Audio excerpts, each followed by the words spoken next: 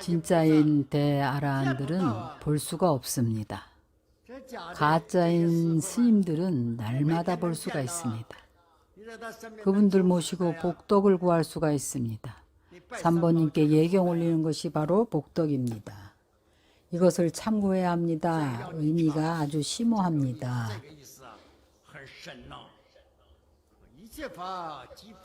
일체법이 곧 일체법이 아니므로 이름이 일체법입니다. 금강에서 설하신 말씀과 법은 모두 신법입니다. 묵묵히 마음으로 개합해야 합니다.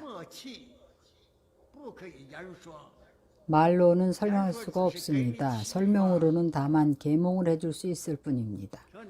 마음으로 받아들이고 정신으로 알아지면 깨닫는 겁니다. 무엇을 얻을 수 있는가 하면 그 얻어진다는 것이 무소득일 것입니다. 무소득을 얻을 수 있으면 성공한 것입니다. 우리가 현재 범부임으로 유소득을 말합니다. 유소득이면 아닌 것입니다. 이 도리는 말로는 간단하지만 그 의미가 아주 심오합니다. 깨달음이라고 말하는 것은 바로 명백히 알았다는 것입니다.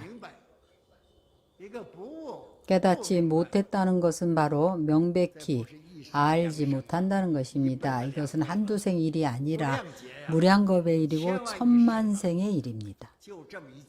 바로 이런 일입니다. 구하는 마음이 있어야 하고 구해서 분명히 알아야 합니다. 구하는 것이 많을수록 더 애매해지고 지겨는 많아집니다. 구하지 않으면 그래서 구함이 없는 경계에 이르면 품격이 저절로 높아진다고 합니다. 불교는 구함도 없고 얻을 것도 없고 닦을 것도 증득할 것도 없는 경계에 도달해야 진정으로 얻은 것이고 진정으로 성취한 것입니다. 내가 말하는 이 문제를 여러분들이 모두 참고하시기 바랍니다. 내가 말한 것이나 언설에 휘둘리지 말아야 합니다. 마음으로 받아들이고 뜻으로 알아져야 합니다. 만약 이 단락의 경문에서 설한 바대로라면 닦을 것도 얻을 것도 없고 깨달음을 증득할 것도 없습니다. 그러면 어떤 것을 열애라고 하는가? 이 이름이 진짜인가 가짜인가 있는 것인가 없는 것인가? 이른바 열애는 일체법이 그대로여서 여여부동합니다. 제법의 성품이 공함을 바로 여라고 합니다. 이것이 바로 우리 대방광불 화엄경에서 말하는 진여의 경계이고 바로 진여라고 합니다. 영원히 변치 않고 범부와 성인의 구분이 없고 사람마다 본래 부족한 것입니다. 멀고 가까움도 없고 오고 감도 없으며 일체상을 세우지 않습니다. 일체상을 세우지 않는데 무엇을 얻고 무엇을 얻지 못했다고 하겠습니까? 이렇게 인식할 수 있으면 실제로 무소득이면서도 다 얻은 것입니다. 이 법은 얻을 주체도 얻을 대상도 없습니다. 실제로 무소득입니다. 이것이 진실로 얻은 것입니다. 무슨 의미인가 하면 일체 분별을 여인 것입니다. 일단 분별하는 마음을 일으키면 변질됩니다. 그 본질이 변합니다.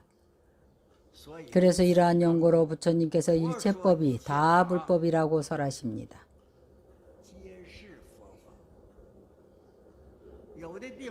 어떤 곳에서는 부처님께서 일체법이 다 불법이 아니라고 설하셨습니다. 바로 집착에 대해 말한 것입니다. 집착하지 않으면 일체법이 이와 같아서 일체 불법이 다 불법입니다.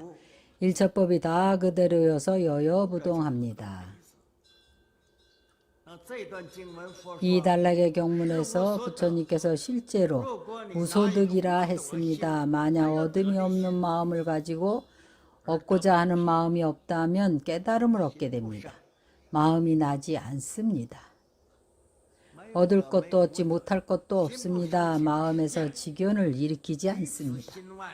이 마음을 떠나서 깨달음을 얻을 것이 없습니다. 또한 영원히 잃어버리지도 않습니다. 중생에게서도 잃어버리지 않고 모든 부처님도 무소득입니다.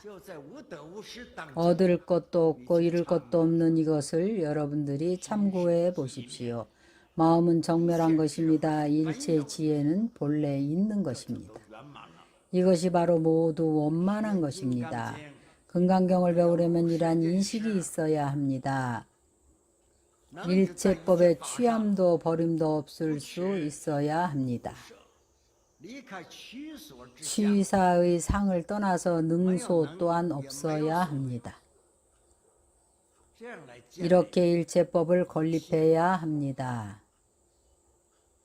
그래서 일체법이 다 불법이라 함이 이런 뜻입니다. 이것에 대해서 대승경전에서 많이 설했습니다.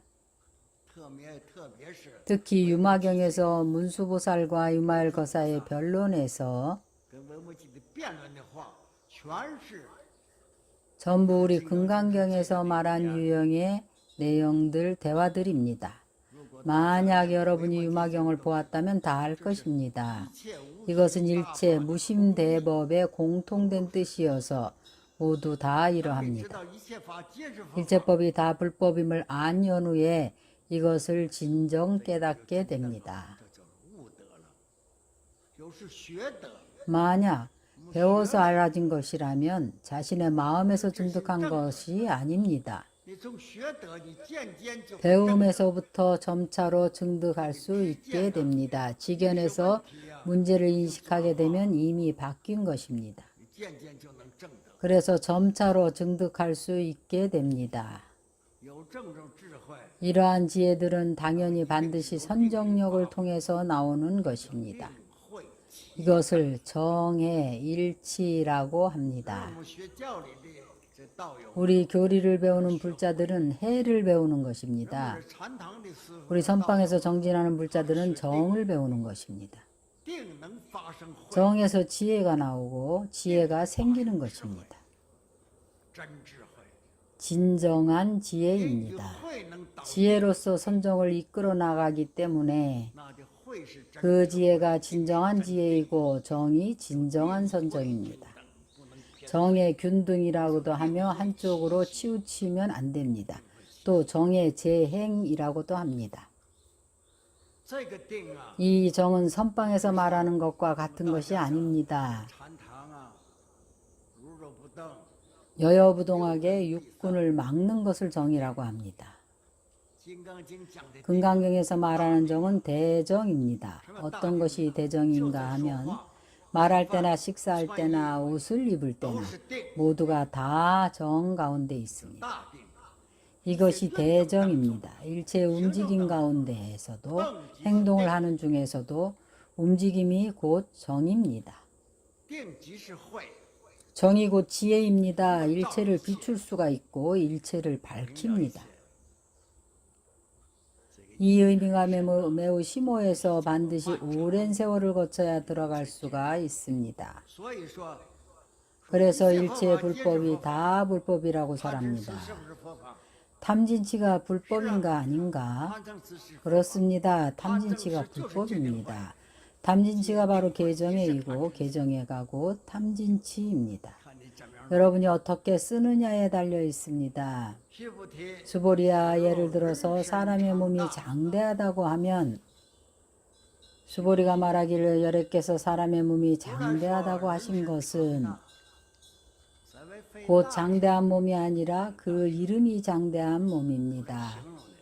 여래께서 형용하신 내용은 부처님께서 일체법이 다 불법이라고 설하셨습니다. 부처님께서는 아직도 수보리가 이러한 도리를 깊이 이해하지 못할까 걱정하셔서 한 사람의 몸의 크기를 예를 들어 가지고 장대한 사람의 몸을 가지고 말씀하신 겁니다. 공신입니다. 장대한 사람의 몸이 공한 것입니다. 수보리의 이름을 공생이라고 합니다.